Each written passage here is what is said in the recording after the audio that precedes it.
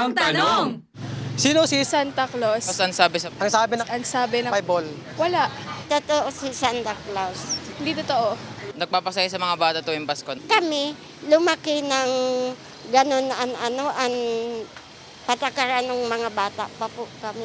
Hindi totoo si Santa Claus. Nagbibigay ng mga regalo. Naniniwala po ako kay Santa Claus. Wala naman siya sa Bible. Tapos nahuli namin, tatay namin anak. Hindi ko siya nakikita. Nagbibigay ng kasiyahan sa mga tao. Pero isa lang po siyang fiction. Hindi totoo.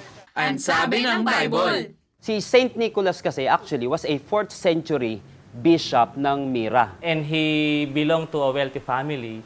So yung nimana niyang kayamanan sa mga magulang niya, sobrang dami. Nagpapamigay siya ng mga bagay, no? Mga regalo. Ang clincher doon sa ginagawa niya, he wanted to be done anonymously. Ang gusto lang niya is that people would feel that God still cares for them. Eventually, the Roman Catholic Church canonized him as a saint. Si Saint Nicholas kasi ay from Myra.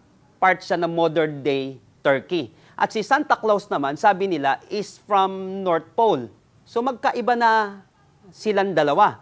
Kung titinan mo yung buhay ni Saint Nicholas, kung sino siya, anong gusto niya mangyari, versus yung kilala nating Santa Claus ngayon, no, na dumadaan sa chimney, galing sa North Pole at nakasakay sa reindeer, malayong-malayo na siya. Hindi totoo na si Saint Nicholas at Santa Claus ay iisa at pareho.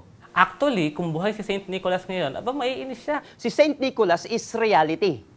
Si Santa Claus naman ay fantasy. Si Saint Nicholas, dahil nga siya ay obispo, he wanted the glory to belong to Jesus. So believing the reality of Saint Nicholas is right, but believing the reality of Santa Claus is wrong.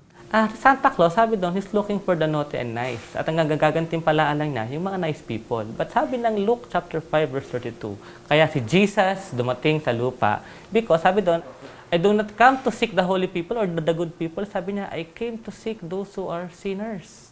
Si Santa Claus, pinapalitan daw niya yung babe sa Bethlehem at si Saint Nicholas naman, itinuturo yung babe dun sa Bethlehem. Walang iba, kundi ang Panginoong Jesus. May advice po tayo na napaka-importante. Hindi po dapat tayo nagsisinungaling sa ating mga anak. Lying to children is morally wrong. By telling a lie, their belief system is affected and your integrity as a parent is at stake. Ang sabi ng Bible.